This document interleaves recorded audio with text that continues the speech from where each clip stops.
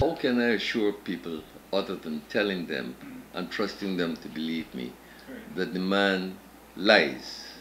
It's part of his nature, apparently. And what do you call somebody who tells a lie? You fill in the gaps. It's destructive.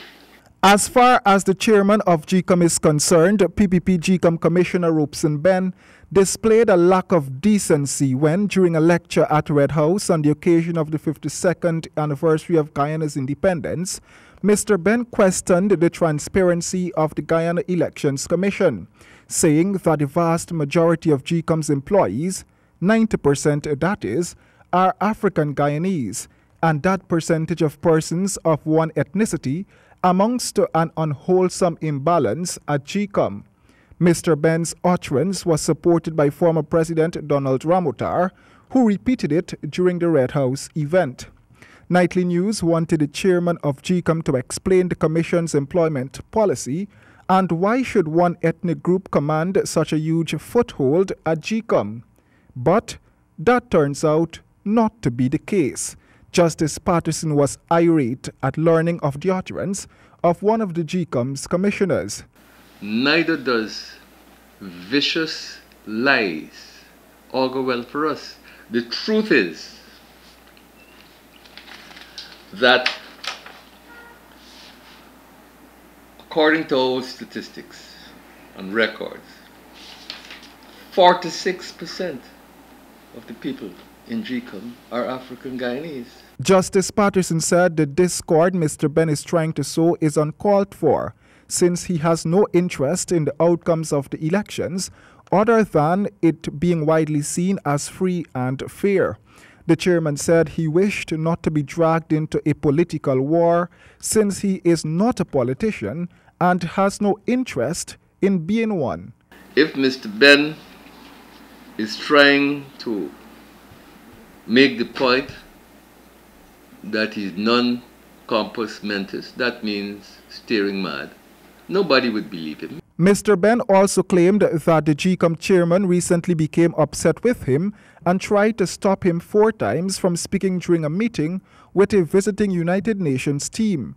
Here is Justice Patterson's take on what really transpired on that occasion. He began to behave like a thug at the meeting. And he would not be restrained. This is a meeting where a member of the international community sent their exploratory people to deal with IT affairs. He felt that he must bring up, wash dirty linen in public for dissemination abroad. That is not nice. Gecom is set to make some top appointments soon, and Mr. Benn's utterances will definitely not hinder how the commission proceeds. I know the commission advertised some vacancies recently, and I was told that you'll soon make those appointments. I'm wondering, I know you're not responsible for making those appointments, but I'm wondering if these utterances by Mr. Benn would let you, perhaps have not a hold on the appointments, but have a review somewhat of these appointments that you're making, just to not lend credence to what he said. Well, you need to know that I am an offhands chairman.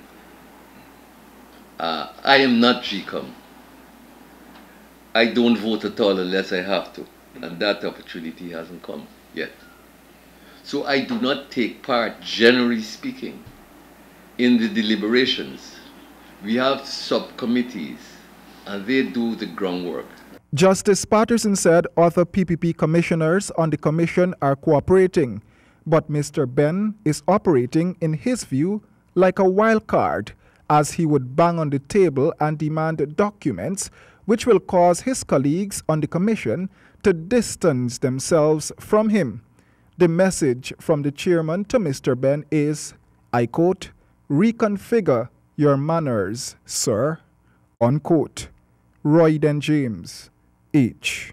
GP Nightly News.